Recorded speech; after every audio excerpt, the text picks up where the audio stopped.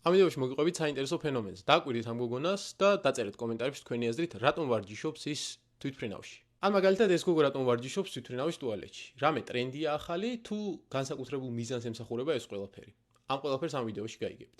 ხო, სანამ ამ ყველაფერს მოგიყვებით, გამოიწერეთ არხი და დაალაიქეთ ვიდეო. იცოდით, რომ ხანგრძლივ ფრენას შეუძლია ადამიანში გაზარდოს თრომბოზის რისკი, განსაკუთრებით მაშინ, თუ ადამიანი იღებს კონტრაცეპტიულ აბებს, რომლებიც შეიცავენ ესტროგენისა და გესტაგენის კომბინაციას.